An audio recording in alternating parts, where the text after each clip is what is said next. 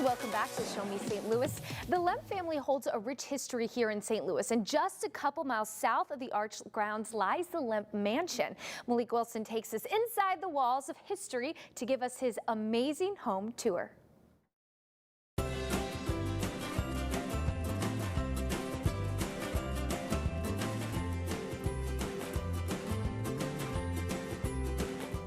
We are here at Lemp Mansion, one of the most famous houses here in St. Louis. Has a lot of rich history, but a lot of spooky stories as well. It's kind of like a mixed crowd. Some say they've heard things, some say they haven't. Today we went through and explored the home. It's my first time, thanks to you getting me in here. Absolutely. And so fill us in on the Lemp Mansion, kind of who the Lemps were in a nutshell. Adam Johann Lemp was basically the patriarch of the family. He started the business back in 1838 when he first got here.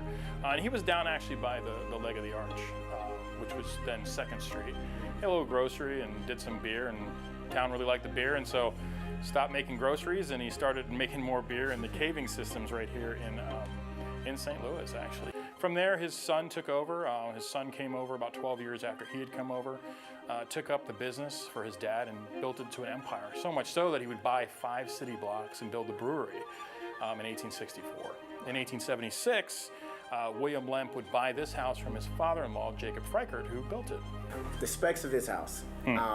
It's 3 floors, and there was a cave below, or a basement area in a sense. So can you talk about kind of the specs of the home? When William Lemp bought the home from Jacob Freikert, he basically did a huge renovation and brought it more to a Victorian splendor type of housing. And most historians and architects will come to this house and be like, where is the ballroom at? And the reason why they didn't have a ballroom was because William had other plans, and those other plans was to build his entertainment and ballroom in the caves. The Lemps got away and they traveled a lot, and when they traveled, they liked to collect art. So this house actually houses 3 major vaults that are still in operation today. One is a gift shop, one is the main offices, and the other one kind of sits in the basement, is a great place for storage. But back in the day, they would go from overseas in these big, huge like shipping liners, and they would go and they would buy a bunch of art and they'd bring it back home with them.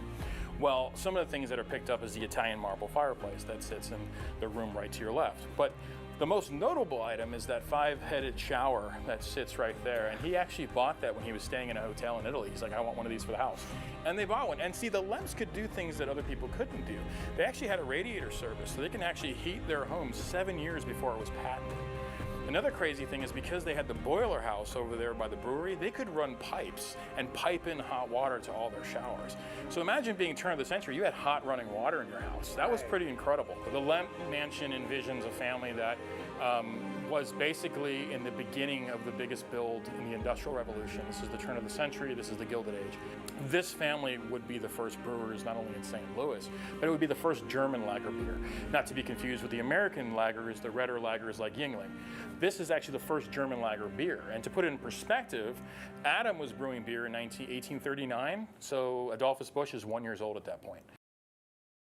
The Lemp Mansion now serves as a historic site, hotel, and restaurant. So thanks to Frankie for taking Malik on the tour. And Frankie even has a horror film coming up here soon, so you can find all of that information to learn more right there on your screen.